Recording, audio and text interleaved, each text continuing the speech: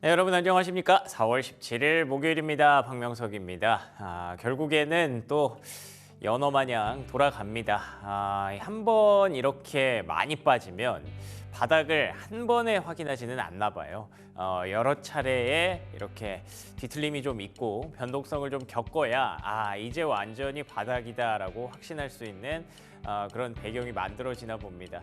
간밤에 또다시 우리는 트럼프라는 사람과 그 변동성 자체인 그 사람과 싸워야 했고요.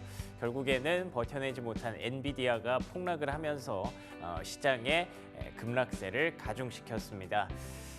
이거는 참 뭐 경제적으로 얘기할 수 있는, 숫자적으로 얘기할 수 있는 부분이 아닌 것 같아요. 그러면 우리는 어디서 또 해법을 좀 찾아야 될까요? 자, 브리핑 뉴욕을 통해서 한번 정리해 보도록 하겠습니다. 자, 3대 지수 마감 상황부터 보겠습니다.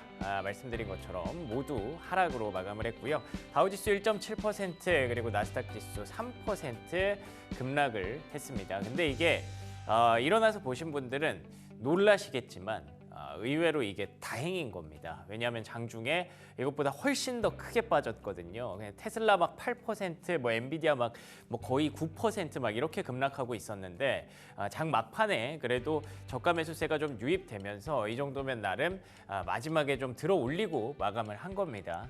S&P 500 지수 2.2% 하락이고요. 그 좋았던 넷플릭스조차 1.5% 하락으로 마감이 됐는데 내일 실적이 나오거든요. 내일이 조금 기다려지기도 하는 한편으로 또 걱정되기도 하죠. 그래도 실적 시즌을 이제 좀 봐주나 보다 싶었는데 금세 또 관세 리스크가 시장을 짓누르고 있으니까 뭐 잘 나온다고 해도 과연 내일은 알아줄까? 뭐 여러 가지 생각들이 좀 드는 참 예측하기 어려운 그런 시장입니다. 자, 그래도 종목도 한번 찾아가 봐야겠죠. 종목은 어떤 흐름일지 봤는데 쉽지 않네요. 여기서 종목을 찾는다는 건.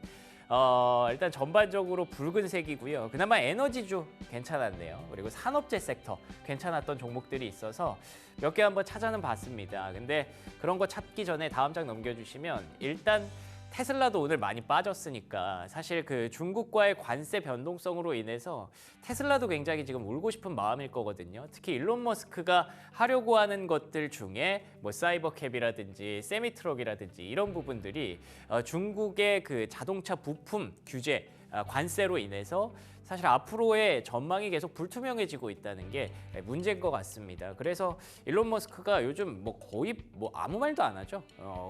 그런 걸 봤을 때 지금 고민을 하고 있지 않을까 싶어요. 내가 여기 계속 있는 게 맞나? 테슬라로 다시 돌아가야 되지 않을까? 이런 생각을 하고 있지 않을까 싶은데 이 얘기뿐만 아니라 다음 장 넘겨주시면 실제로 캘리포니아에서는 이미 1분기 신규 등록 대수가 15%나 감소했다고 합니다. 그래서 1분기 실적 발표를 테슬라에 대해서는 기대할 게 지금은 거의 없어 보이는 상황이고요.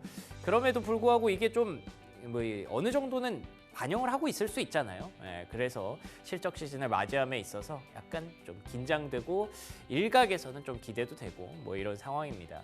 자, 두 번째 특징주는 그래도 상승했던 종목 트래블러스라는 종목인데요.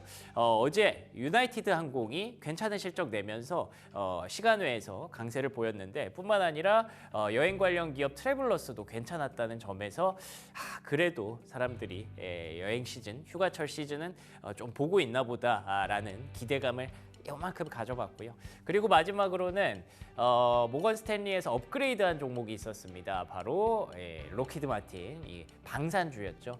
자꾸 이렇게 변동성이 일어나고 중국이랑 미국이랑 계속 평행선을 그으니까 결국에는 돌고 돌아서 방산주밖에 없다라는 얘기를 하는데 방산주가 자꾸 이렇게 업그레이드 되는 건 뭐 사실 방산주 주주가 아니라면 별로 도움되는 얘기는 아닙니다. 전 세계가 자꾸 계속 으르렁대고 있다는 뜻이니까요. 그건 곧 변동성이고 시장에도 불확실성으로 작용하겠죠.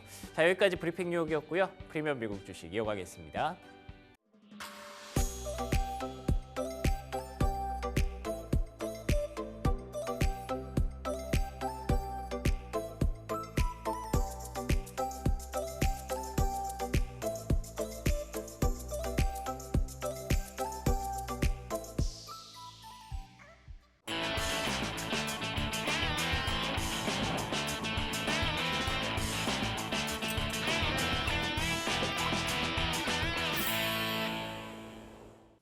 네, 프리미엄 미국 주식 들어왔습니다. 목요일 시간 함께하는 그레너리 투자자분 이완수 대표 모셨습니다. 안녕하십니까? 네, 안녕하십니까? 네, 반갑습니다.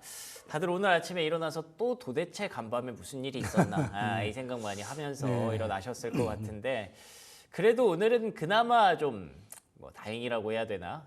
시간외에서 이미 엔비디아가 문제가 생겼다라는 걸 많은 분들이 알고 계셨었기 때문에 어쨌든 한 6% 정도에서 막기는 막았더라고요. 네. 어떻게 보셨습니까? 일단 뭐 전반적으로 지금 저는 계속 이 S&P라든지 다우 같은 경우가 급락 전 수준까지는 빨리 회복을 해야 된다.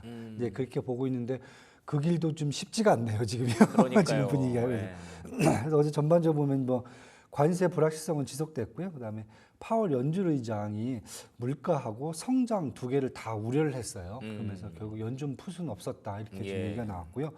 채권 시장이 그래도 안정이 됐어요. 그래서 그게 좀 다행인 것 같은데 뭐 10년물 국채 금리가 4.285%까지 좀 떨어졌는데 다른 것보다 이제 SLR이라고 그러죠.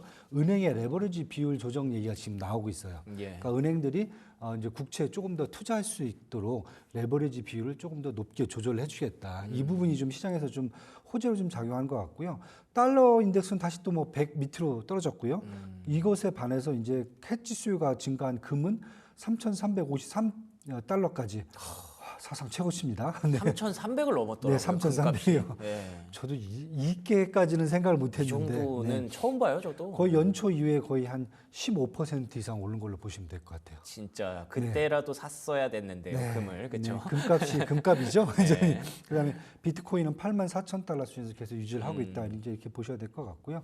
어제 업종별로 보면 뭐 많이 이제 대부분 다 하락을 했어요. 엔비디아가 그래도 마이너스 6%를 막아낸 게 저는 좀 다행이라고 생각하고요. 그렇죠, 한 10% 이상 저는 이렇게 되면 좀 망가지지 않을까 이런 생각을 했어요. 왜냐하면은 한 50억 달러 정도 분기 매출을 이제 깎아야 된다 이렇게 얘기했으면은 전체 사실 분기 매출이 지금 예상치에 비해서 한 10% 넘게 사실 이게 50억 달러 정도가 되면요. 그래서 이 정도면 한 주가 한 10% 빠질까 생각을 했는데 한 6% 정도에서 마무리가 좀 됐고요. 뭐 테슬라는 뭐 계속 지금 악재가 나오고 있으니까 거기다 히토류 때문에 또 이제 뭐 이 전기차 생산에 좀 차질이 있다.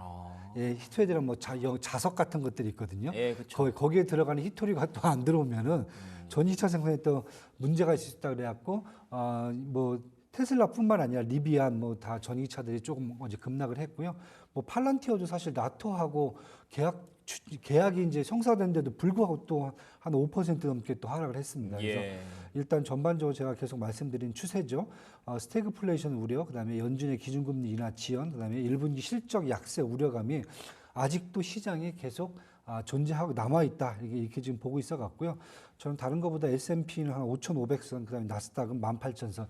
즉 기존의 폭락 이전 수준을 일단은 먼저 올려놔줘야 그래야 그 다음부터 시장을 저희가 논할 수 있는 여지가 생기지 않을까 지금 이렇게 보고 있습니다.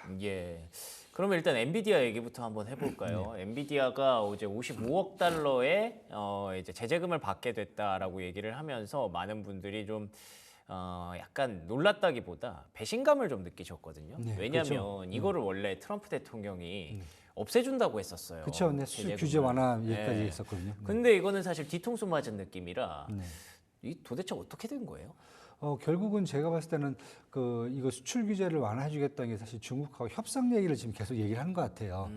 빨리 전화해라. 근데 전화하지 말라고 있거든요. 이게 약간 무기로 쓰는 거군요. 근데 자꾸 이제 중국도 이제 막 대들기만 하고 이러니까 그 부분에 대해서 결국 상무부가 이제 통보를 한 것 같아요. 수출할 경우 중국 및 일부 국가로 수출할 경우 수출 허가를 받아라.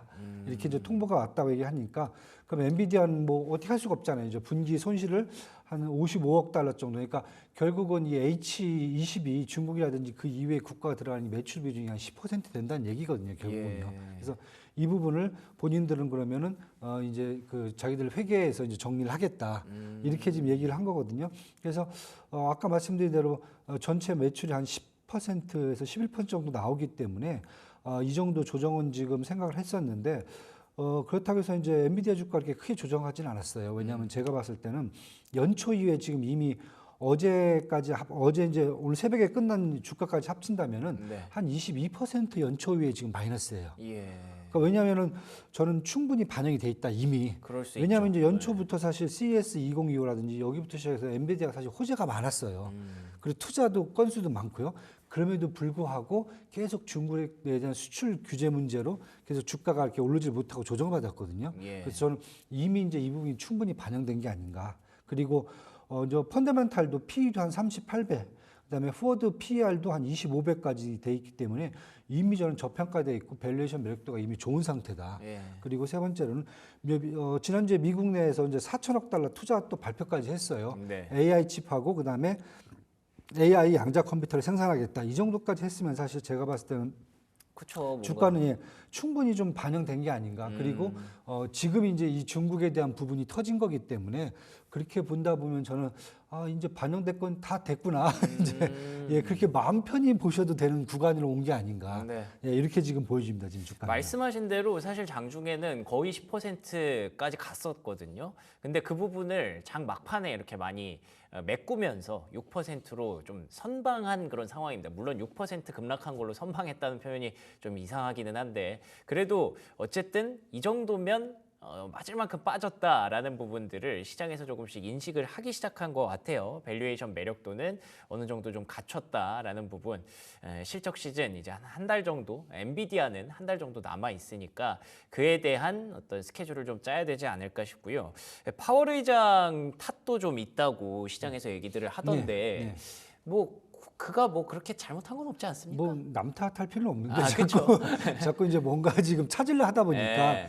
또 이렇게 들어가는 것 같고요. 어제 파월 연준 의장의 뭐 얘기를 들어보면은 사실 제가 보기에는 그냥 할 얘기를 하신 것 같고, 그다음에 어제 나왔던 이제 지표들을 보면은 예. 이제 파월 의장이 얘기한 게 맞지 않나.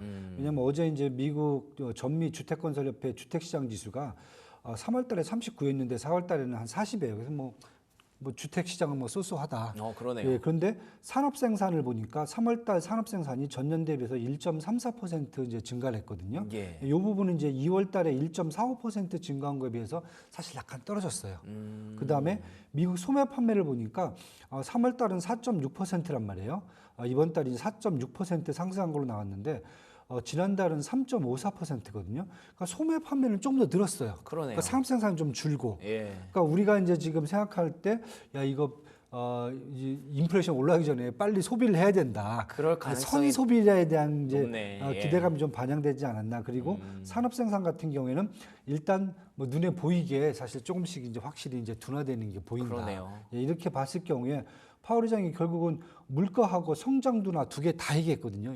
인플레이션은 올라가고 성장 둔화가 예상된다. 그래서 지금 연준이 어디에 저 초점을 맞춰야 될지 지금 선택을 해야 되는 상황이다. 예. 그러니까 이 금리를 내려서 경제 성장을 경제 둔화를 커버를 해줘야 되는지 예. 아니면은 금리를 올려갖고 인플레이션을 억제를 해야 되는지 예. 자기들도 지금 모르겠다. 야. 그렇게 쉽게 지켜보겠다는 거예요, 그냥요. 만약에 올리는 선택지가 만약에 파월 의장에게 있다면 그건 진짜 주식시장 입장에서는 너무 큰 그렇죠. 박제잖아요. 그러니까 지금 양쪽 손에 다 지금 자기들은 어느 쪽을 가야 될지 지금 선택의 길에 서 있기 때문에 결국 지표를 더 볼 수밖에 없다. 예. 이미 지금 뭐 산업 생산에 대해서 소매 판매에서 이게 나왔거든요. 눈에 보이게. 그러네요. 예. 그런 거 본다면 결국 어제 뭐 기자들이 연준 이제 파월 의장한테 연준 푸시 있을 것 같습니까? 물어봤을 때 대답을 이상한 말로 했어요. 회피를 했어요, 그냥요. 그런 상황을 분명히 연준이 얘기를 한 게 아닌가 이렇게 지금 보여주고 있어 갖고요.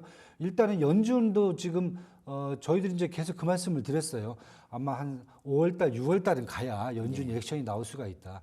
경기 지표 이제 한 번 갖고는 힘들고 4월달 지표까지 한 번 더 봐야 그래야 이제 지금 연준이 얘기하고 있는 두 번의 기준금리나 점도표에 나오는 부분들 예. 이런 부분들이 과연 이제 실행이 될 수 있을지 아니면은 지금 파월 의장 말대로 계속 양손에 물가하고 성장성 두 개를 지금 들고서나 계속 이 줄달리기를 해야 될지 그게 이제 나올 것 같아요 지금. 예. 그러니까 지금 방금 보셨던 화면은 사실 시장에서 기대하는 금리나 횟수고 파월 의장과 연준이 3월에 제시했던 금리 인하 횟수는 여전히 2번이거든요. 근데 이게 앞으로 어떻게 될지 모르죠. 데이터가 계속 뒤바뀌고 있으니까요. 실제로 산업 생산이 그러니까 막 제조업에서 생산을 하는 거고 소매 판매가 그 생산한 걸 갖다가 우리가 소비를 하는 거잖아요. 근데 최근까지는 산업 생산이 괜찮았다가 저번 달부터 꺾이기 시작했고 소매 판매는 안 좋았다가 저번 달에 좋았다는 건 막 연초에 생산했던 물건들을 관세 걱정으로 막 앞에서 땡겨서 생산했다가 저번 달에 우리가 소비를 많이 한 거죠. 그리고 나서 이제 이번 달부터는 어떻게 될지 모르는 거죠. 관세가 결국에는 소비와 산업 생산을 모두 악화시킬 수 있으니까. 그래서 이제 파월 의장은 계속 데이터 얘기를 하는 것 같고요. 사실 이렇게 변동성 큰 시장에서 그 유일하게 어떻게 보면 중심 잡고 있는 사람 파월인 것 같아요. 그렇기 때문에 이 사람의 말을 흘려들을 수가 없는 그런 상황, 여러모로 걱정이 됩니다. 자, 그나저나 뭐 이런 얘기도 있네요. 뉴욕 증시에 상장된 중국 주식을 퇴출시킨다. 네. 이 중국이 말 안 들으니까 네. 그냥 뭐 할 수 있는 거 다 하는 것 같아요. 좀 뭐 감정적으로 가는 것 같아요. 제가 그러게요. 보기에는. 예. 왜냐하면 사실 미국 증시에 상장된 중국 기업이 한 286개가 있어요. 뭐 우리가 잘 아는 알리바바부터 시작해서 그렇죠. 네, 뭐 샤오펑도 있고 뭐 많아요. 그래서 예. 시가총액이 한 1조 1천억 달러 정도가 돼요. 사실 그게 적은 비중은 아니거든요. 그런데 이제 트럼프 일기 행정부 때도 그랬고 바이든 행정부 때도 사실 퇴출 기업을 계속했어요. 위험만 그랬죠. 예. 위험만 했고 실제로 퇴출된 것은 한 세네 종목인데 퇴출 요건이 딴 게 아니라 상장 지속 요건에 미흡했거든요. 그러니까 워낙 이제 회사가 거의 뭐 상패 문제가 있었던 회사들이 이제 그때 사실 상장 폐지를 했거든요. 그래서 예. 지금도 똑같은 얘기인 것 같아요. 결국은 그냥 뭐 가만히 멀쩡한 회사를 상장 폐지하겠다는 게 아니라 이제 상장을 지속할 수 있는 요건들을 한번 또 점검을 하겠다는 얘기가 그렇게 들려지고요.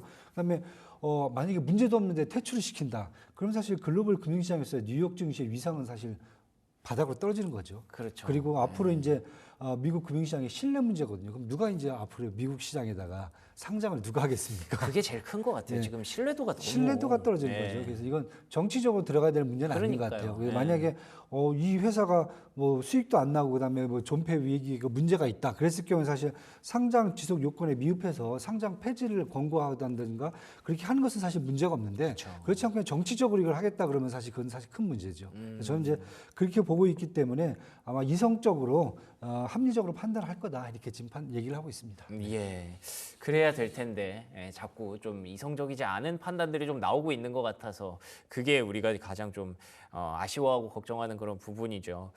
자, 그리고 이런 얘기도 있네요. 베센트 장관이 이제 연준 의장 후보자들을 뭐 면접을 보기 시작했다. 네.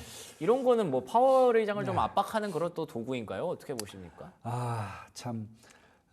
뭐 너무 정치적으로 좀 가는 것 같아 갖고 뭐 말씀하신 대로 저는 압박하는 것 같아요. 그렇군요. 연준 의장 이제 파월 의장이 2018년 6월달에 임명이 됐어요. 이때 사실 이제 트럼프 대통령이 임명을 했거든요. 예. 그리고 2022년 6월달에 재임명이 됐고요. 임기가 2026년 6월까지예요. 그러니까 지금 한 1년 정도 조금 남았어요. 네. 그래서 이제 지금부터 미리 시작을 하는데 보통 한 3개월 전 정도쯤에 한다 그러면 제가 이해를 하겠는데 네. 벌써부터 한다. 그러게요. 그런 이제 뭐 얘기가 있고요. 뭐 이렇게 임기가 만료가 돼도 연준 이사직은 2028년 1월까지 또 유지를 해요. 예. 그래서 사실 뭐 정치 압박용으로 저는 인식을 하고 있고요. 연준 위원이라든지 그 중에서 또 연준 의장을 또 이제 임명을 하거든요. 대통령 임명하고 임기가 다시 14년이에요. 뭐 의장은 4년에서 재임이 계속 가능한 거고요. 그래서 문제는 이 연준이 임명은 대통령이 하지만은 보고는 의회에다 하거든요.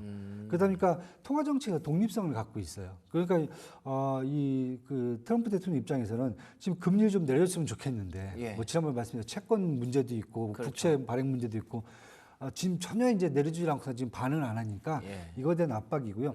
현재 이제 7명의 연준 이사 중에서 미셸 보먼하고 크리스토퍼 월러 같은 경우에는 2018년도하고 2020년에 트럼프가 사실 일기 때 임명을 했던 위원들이거든요. 예. 그리고 이번에도 아마 한 2명 정도가 또 이제 트럼프 임기 중에서 또 들어갈 수가 있어요. 네. 근데 그렇게 하려면 또 시간이 또 오래 걸리거든요. 그러다 보니까 저는 이제 미셸 보먼이라든지 크리스토퍼 월러 같은 이분들한테도 경고를 주는 것 같아요. 뭐 하고 있냐. 아. 푸시를 해라. 아니 너희들 내가 좀. 임명했는데 네. 너네 가만히 있는 거야? 네, 이런 너희들 왜 또 거구나. 가만히 있느냐. 와. 푸시를 하고 니네 둘 중에 한 명 연준 의장 자리를 또 줄 수 있다. 거의 그런 의미인 것 같아요, 저는요. 그러네요. 예, 그러니까 지금 가만히 있지 말고 뭔가 로열티를 보여달라. 예, 그래서 저는 만약에 좀 정치적으로 본다면은 베센트 뭐 재무장관이 지금 보고 있는 것은 아마 그러한 정치적 압박용이 이제 충분하다.